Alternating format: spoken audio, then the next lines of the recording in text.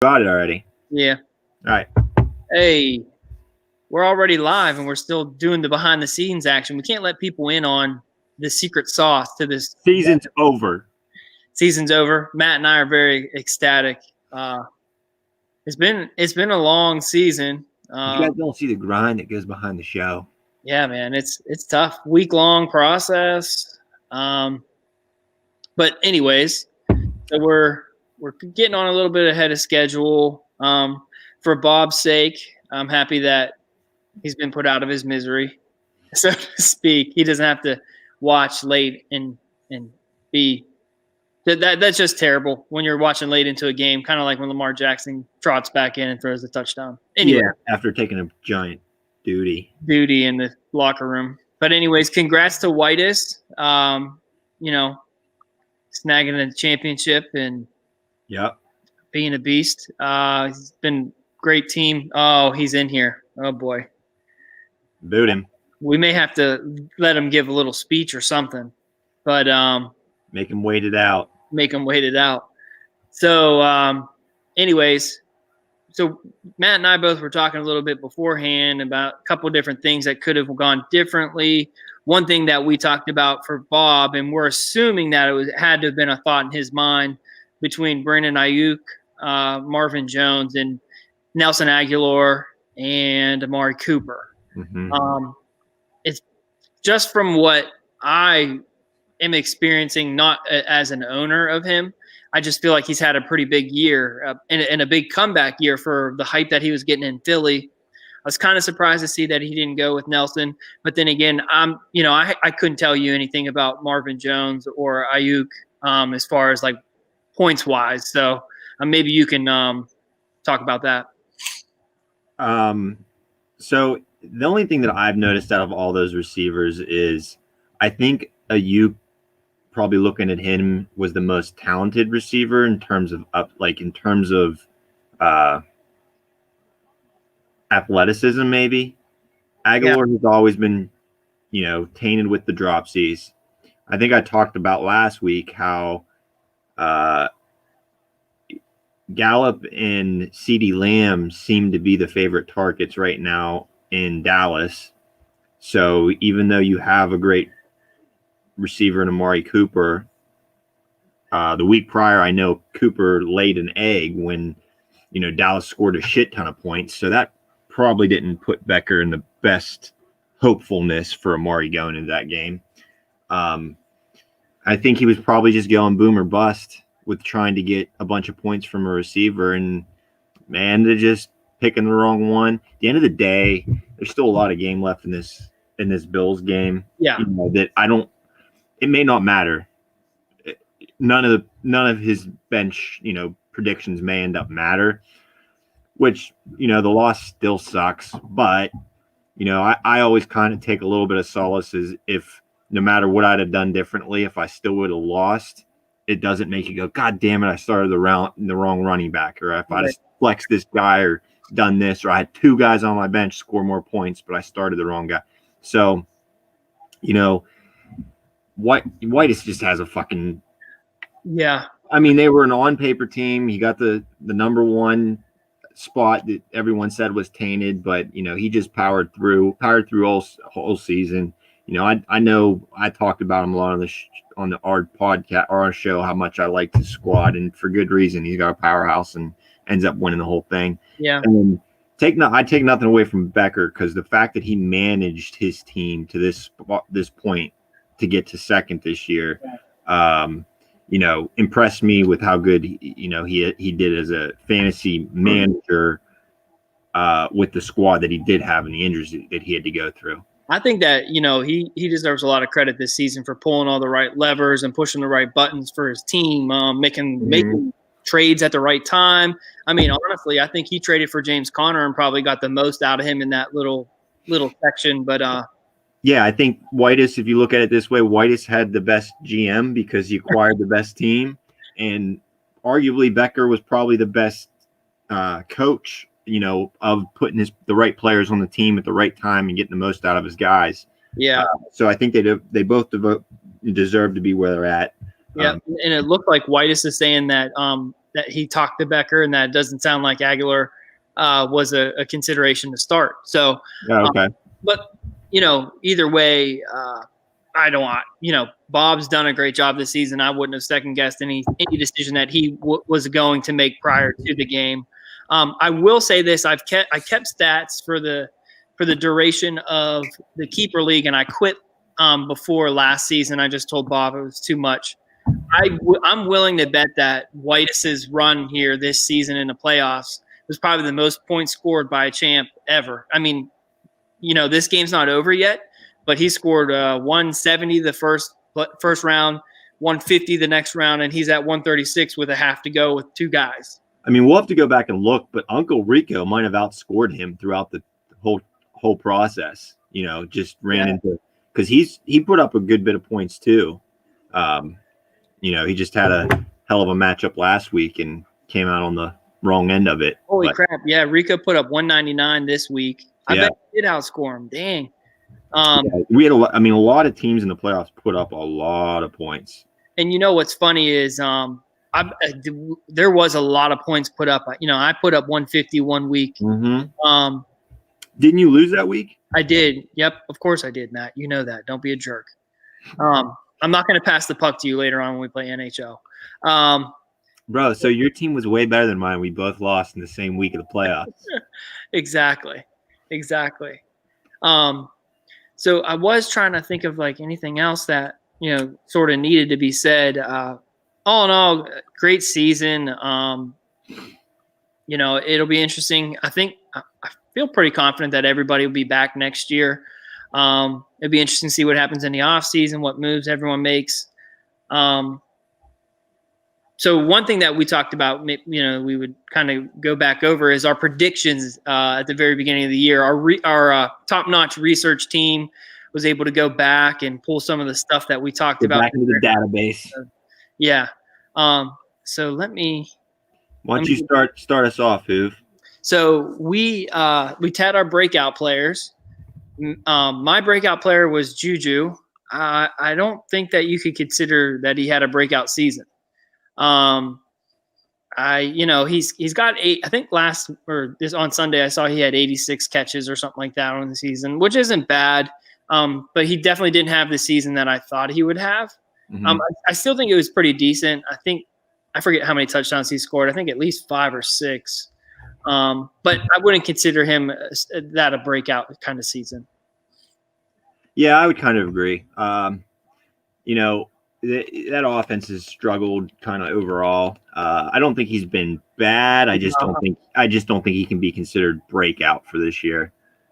Yeah. My breakout guy was Calvin Ridley, and I think I probably alluded to it when I talked about it then. Is kind of I won't say a layup pick, but he's been good, pretty consistent his first 2 years.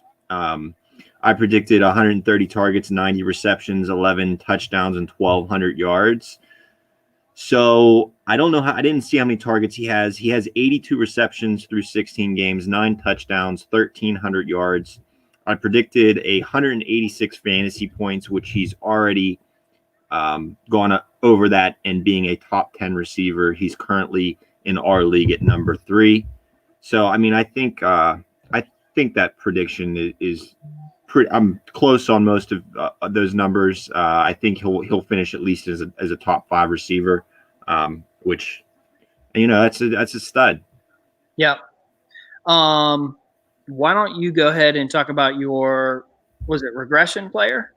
Yeah, I think my regression player was Le'Veon Bell, who it's been a weird season for Le'Veon. Going to the Chiefs was obviously an improvement for him. He's shown flashes of maybe some old Le'Veon in there, but I looked up his stats, and you'd have to consider the regression because he only has right under 60 fantasy points through this season. He had 156 last year, off the year prior to that, and then 250, in the years prior to that. So I think he could potentially come back next year in the right scenario and the right team. But fantasy-wise, I think it's definitely a regression year for him too. Yeah, my pick was Mark Ingram, and I definitely think that I kind of was on the right side of that one. He definitely he didn't play in as many. He didn't play basically like a full slate of games. I would consider he was out of a lot of games. This past week he was at coach's, did not play, and so I think I was right about that. I actually owned him in another league of mine, and I dropped him. Um, I'm happy that I was right on that. But it just that young talent that's there with Dobbins and Edwards. You and I were talking about that before we got on, and that'll be an interesting backfield next year even. And I'm pretty sure Mark Ingram won't be in the mix as far as that. Yeah, so I actually the rookie of the year I picked J.K. Dobbins, and I don't think you can slay. I think I was off on that. I think that backfield is definitely interesting now. I'm surprised at how much Gus Edwards has played a role, but he's a young back still. I think this is his second, maybe third year in the league. I think it's his second. But regardless, Ingram being gone, you don't necessarily like Dobbins looks like he should be the guy, but you don't necessarily know. So that could be interesting next year. I definitely can't say he's rookie of the year. I don't think I don't think Herbert was even on the radar at that point when we started talking about guys. But, if you look at it from a team perspective, if you look at it from a fantasy perspective, I think that he's probably the guy as far as rookie of the year for fantasy wise. Yeah. For team perspective, I don't know. It's tough because their record's still not very good, but I don't think you can really put much of that on him. Their defense hasn't looked great. They've lost a lot of close games. I don't know. Who's your rookie of the year? I think it's probably going to end up being Herbert. I mean, he's a quarterback. He's played the whole season, and he's had a hell of a start to his career. So, you got to give him credit for that. I thought CEH was going to have a bigger year, and, whether that, he hit a rookie wall or whatever, he just didn't kind of pan out as well as I thought he was going to. And I think probably them getting Le'Veon Bell there's less urgency to give him the ball much, and even sitting him out games, So you made me think of a back that, we know what he thought about before the season even started as a potential rookie of the year, but what about James Robinson? Yeah, that's true too. Undrafted dude, the Jags are bad, but for running back position, he's I won't say he's a stud, but he's a solid number one back this year. Borderline 1-2 back.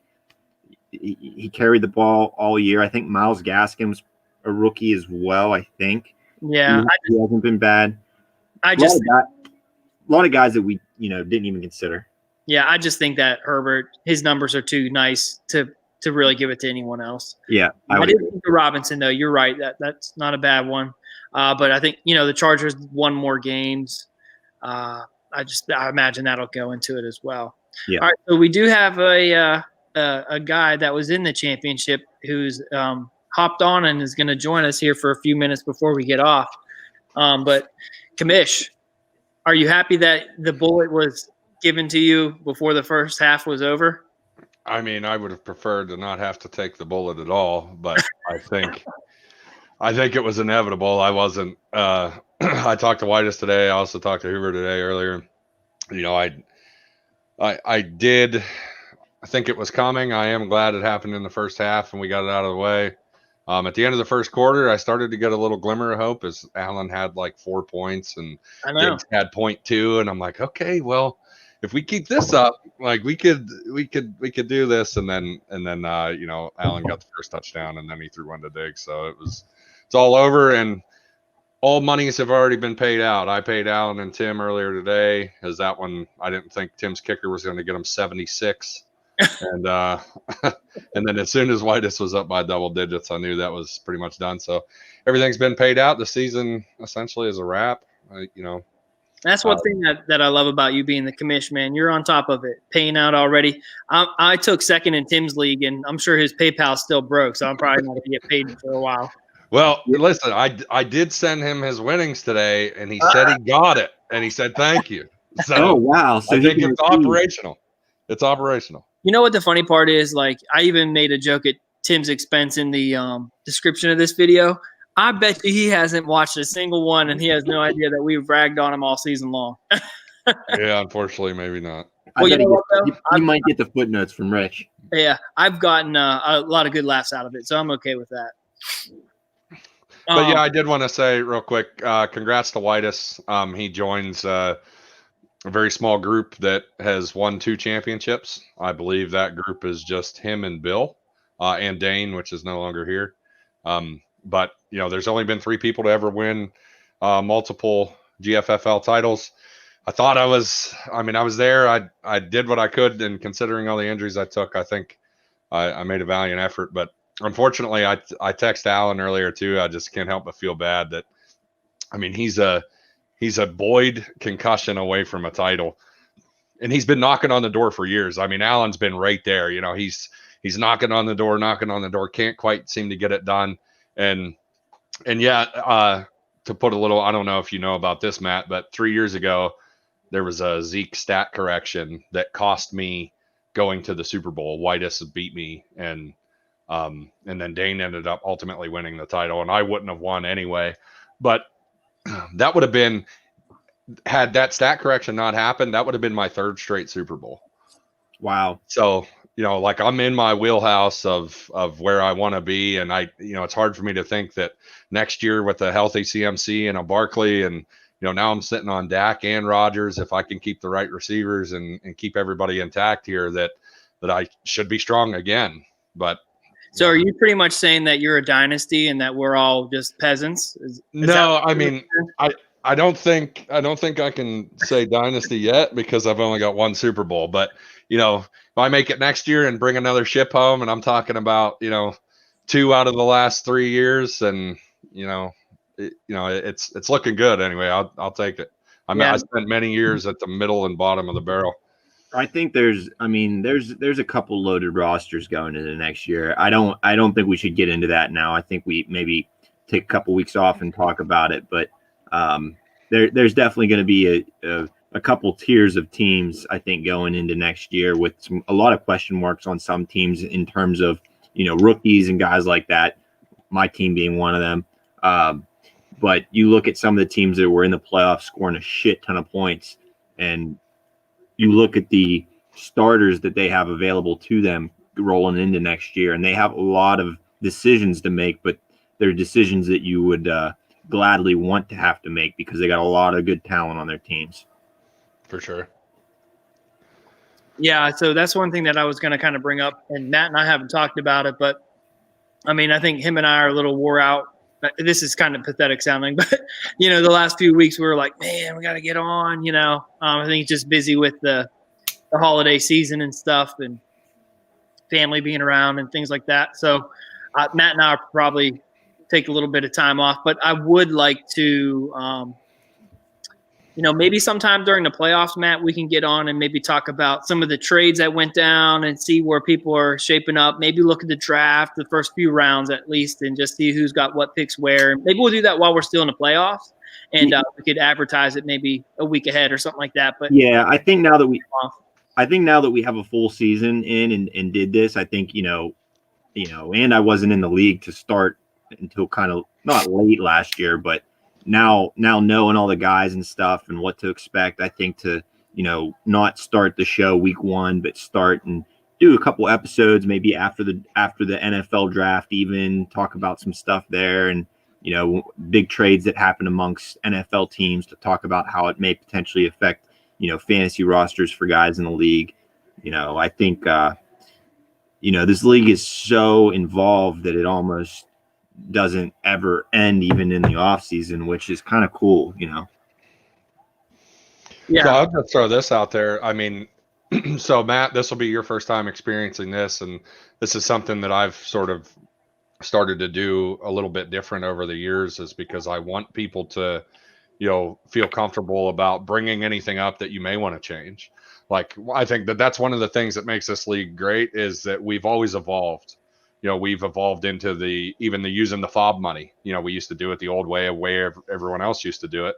And, Rich Boozy heard about the fob money thing, and I looked into it, and he was going to use it. And I was like, hey, it sounds good. So we put it up for a vote, and it passed. I think it was pretty heavily. I think, if I remember right, maybe 9-3, 10-2, something like that. But so in the coming weeks, I will be texting everybody individually. And so for everybody that's watching, and you two sitting there, Hoover, obviously, this, I'll send you an initial text and say, hey, I want you to start thinking about anything that you may want to change. And my only rule has ever been, don't have a bitch session. Not because I don't care about hearing you bitch, but more along the lines of, if you want to make a change, tell me why it makes it better for the league, not just better for you or better for that. What makes it better for the league? And I think going into it with that mentality, kind of lets us look at things in a different light and kind of bring things that really do matter. And we've got some great changes based on things that we voted on and changed. And as always, the majority is going to roll. So I'll text everybody individually, and then I'll usually give everybody a couple days I usually leave it open-ended. Hey, you get back to me one way or another within 72 hours. Let me know, hey, one way or the other, hey, I got nothing, or this is what I wanted to bring to the table. And then I start taking notes, and it's always anonymous. I don't put out there who said what or who complained about this. And I think that's a way for me to bring it all together at the end. And it allows me to hear other people's like-minded things. And I kind of put together a thing, and I try to stay as neutral as possible, because I don't want to influence it one way or the other. Because I don't want anybody to ever vote thinking like, well, I think Bob wants it this way, because I honestly don't care. I want whatever the majority wants. So maybe in a few weeks, like maybe for the divisional round, by then I'll have talked to everybody, and you guys can do a little show, and then maybe I hop in at the end and throw the things out there that are going to be up for vote. Oh, that's cool. So yeah, I think that's a good idea. And we could, Hoover and I can probably just, play both sides of the fence on it. We can take the alternative stance on each issue and just talk about it, without being sure playing a favorite, but just try to weigh out the pros and cons. And then after that, everyone can make their, vote for it. And typically how I like to do it is, if possible, I like to throw out multiple different options to vote on too. If it's possible, I'll throw 4 options out there, and I'll kind of see, I think you get a better judge of like where everybody sits. There's like usually 1 super heavy, 1 super negative, and then 2 kind of in the middle. And then if we get enough, if we get enough traction and tread, that's when we all start talking about it. And then I usually give everybody an opportunity to speak and say, hey, this is why I do like this, or this is why I don't like this. And honestly, it's worked both ways. Sometimes somebody makes a great case of things that maybe a lot of us didn't think about, or the opposite, or somebody makes a great case saying, hey, this is why this sucks. And it allows it to be open. And then, usually by the time the Super Bowl's done, we already have so we'll end up voting usually a couple different times. We'll have an initial vote and then kind of narrow it down to a couple options, and then make a final vote if necessary. Yeah, and low key, I think that suggestion Rich made about the fob, that's really made it pretty cool for our league. I think it's more in depth and more thought out. And I'm glad that, at first I wasn't a big fan of it, or at the idea of it, but I'm glad that we went that way. I think it just makes our league even more interesting. So, guys with good ideas, it's always nice to, hear out some different decision making and some reasoning. And that's always it's kind of a nice aspect to the league. Right. I'm just going to, you don't have to text me, Bob, but my suggestion is 1 boozy per our keeper league. So fight to the death. Honestly, you just get one of them out of here. We can put up a vote, whatever. I mean, you already know what I'm voting. So I'm trying to play both sides, but I can't think of any cons to that. No. So just put that down for me. Yeah, I marked it down. 1 boozy per keeper league. Well, Bob, as always, thank you. It's really over now. I don't even want to look. I'm just going to pretend I won. Yeah. That was nice. White is just trying to catch Uncle Rico now. Dang. Yeah, 154. Hey, listen, White is, he put up some number. He dropped $171 in the first round, we were talking about that $151 earlier. in the second round, and then and now currently sits at 154. I mean, you talk about consistency, 154 minimum or 151 minimum. I said that if I were still keeping tabs, I bet this would be the most points scored by a champ ever. For sure. But the cool part is, like, a lot of teams came to play in the fantasy playoffs as far as points scored. It's pretty cool to see that. Rico might still have him in overall points in the playoffs. Yeah, it'd be close, I bet. Overall, just with his 199. With his 199, yeah, that's insane. He also scored what, 150 something against you, Hoove? Yeah. And then how many against you last week, Bob? 111. Okay, all right. So I mean, he's a little down there, but yeah, 199. That's yikes.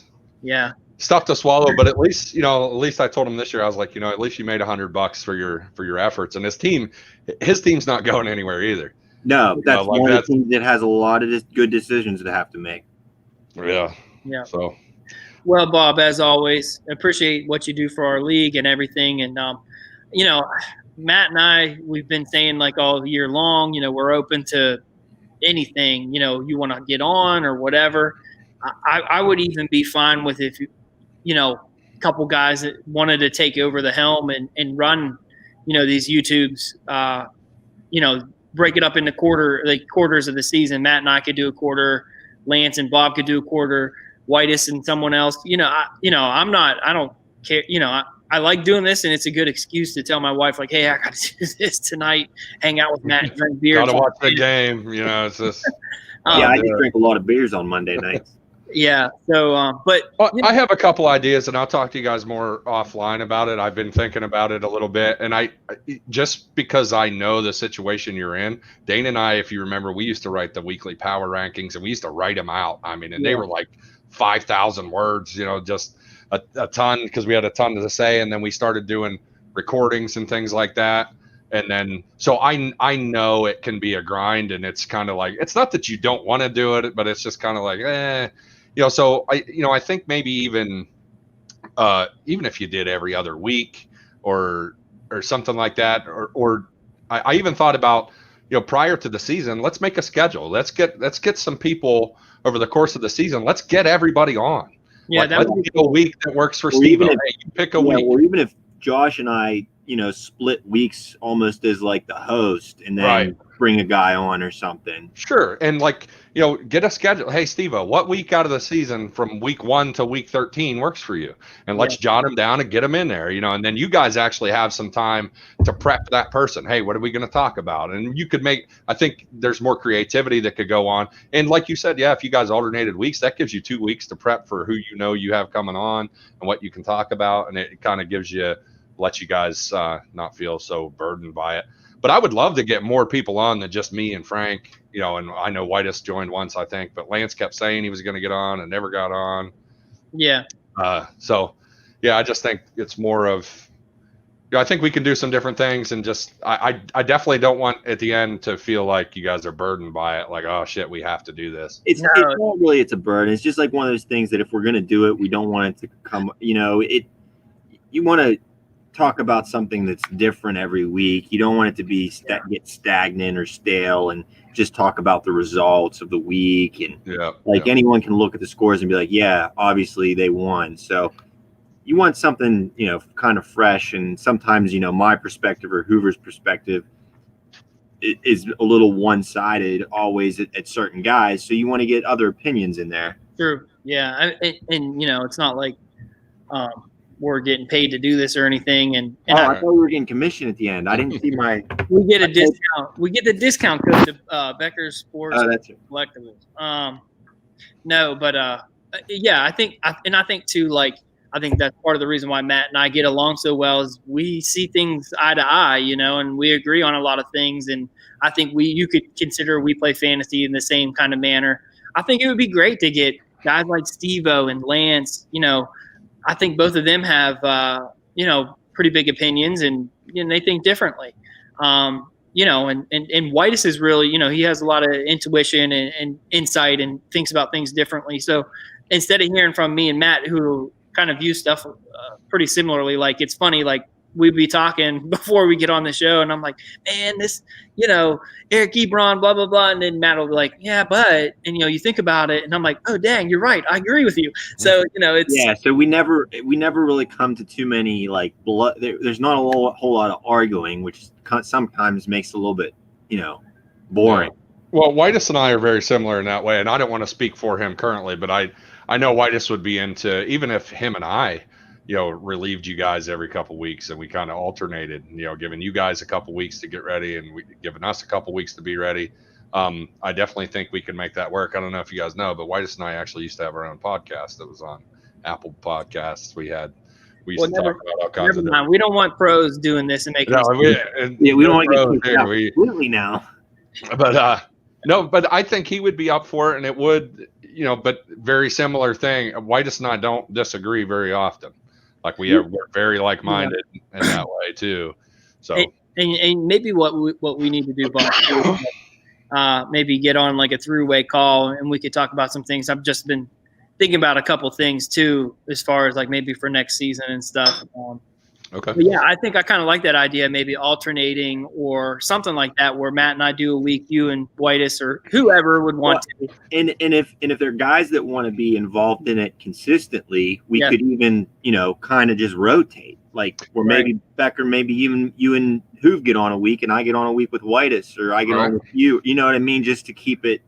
Or even if somebody else wanted to have a segment, like why can't Rich come on and give us a name though? Yeah, 4th and 20 name, but like have somebody come on and throw some bets out there, or make some predictions, or I don't know. We could do something. It doesn't have to be a weekly thing, but maybe once every 3 weeks, somebody does something. Or, yeah, I mean, I'm definitely open to whatever. But I also would like to get some more guys watching as well, which I mean that's out of our control, but it's something. It just sucks you have such a small sample size. There's only 12 guys. Yeah, 3 of us are on. So 25% was already here. That's pretty good. 25% right there. So, all right. Well, we're gonna wrap it up. Matt and I, we got some business to handle here on NHL. But anyways, Bob, as always, you guys are playing NHL. Yes, sir. Yes, sir. You guys don't want to see me. Let me tell you that. Yeah. Why are you pretty good? I mean, are you playing the new one, or are you playing new one? New one. I haven't touched it, so I don't know. I mean, I used to be really good. Okay, we might have to make that happen someday. I mean, I did just win $450. I could buy the game. I mean, it's not. Oh wow! Be ready to go tomorrow. But I'd actually be ready to go here in a little bit. So let's be honest here. Who's ahead? Oh, Matt is way better than me. Okay. I'm not way better. Yes, he is. Yes, he is. And you know what? We do everything we do. We play on a team, but we don't really play. He would crush me. I know he would. I know he would kill me. He would murder me. He's way better than me. Wait, you guys are playing Shell? Yeah, we play Shell. Yeah. Oh boy. Okay. Well, you can ask me, and Frankie and I play Shell, or used to play Shell. Like 2 years ago, we didn't care for last year's game a whole lot. It just it's getting stale. It's always like the same thing. But we were like Division I champs multiple times. Won like 600-700 games online. So we're pretty nasty. Frank can score. I had like 7 million assists as Frank just scores. That's what he does. Well, you've PlayStation? I do. I mean, we might have to put you on the squad. Yeah, there you go. I mean, Frankie, if you're listening, text me. We might have to buy some hockey, bro. No, they haven't changed the driver. It's still Frostbite, I believe. Okay. So the game is still very much the same. Dude, this has turned into a super nerd session. Whitus just made it even 10 times worse. He said we should play World of Warcraft. We're gonna jump over that. Every Tuesday night. Every Tuesday night, we got our boy Stowe. He plays with us. We've been playing. Let's add you and Frank. Let's do it. Every Tuesday night, we play about 8:30 when the kids are to bed. We get on, man. So that's an invite. What positions you guys got locked down? Right now, we play all forward setup. Okay, so 3 forwards. But Stowe can also play defense very well. Yeah, he's a good defender. RJ can play. Frank's brother RJ plays defense really well too. I mean, I literally have we could make like an A team, a B team, and a C team. I mean, I have a ton of people that play. Well, we I want to actually be a starter, so we shouldn't be adding all these people. But all right, hey, you know what? I'm about to check the PlayStation Store right now because I heard the other day that it was on sale for It is on sale. That's when we got it. Yeah, it's like $32 right now to download it. All right, I'll buy it right now. Oh man. I'll see you guys on tomorrow night, I guess, huh? Well, we play every Tuesday. Yeah, about 8:30. I'll play wherever you need me. That's all right. Sweet, man. I'm buying it right now. So we'll send you all the info tomorrow. Yeah. Roger. Anyways, big congrats to Whitus again. Congrats to Timmy on cashing. I'm sure no one's watching still, so I don't even know why I'm saying this stuff except for Whitus. Actually, Whitus, you should hook up with Tim. I'm pretty sure he played World of Warcraft when we were in college. I remember him having some disc laying around to his desk. Hey, I just started playing World of Warcraft a couple weeks ago because of Whitus again. Yeah. So, anyways, Bob, as always, thank you for all that you do. Congrats, on a good finish. Matt, love the excuse to get with you every week, and we'll see you guys here in a couple weeks with some sort of episode coming up. Peace. All right, guys. All right, boys. We'll see you. Later. Peace.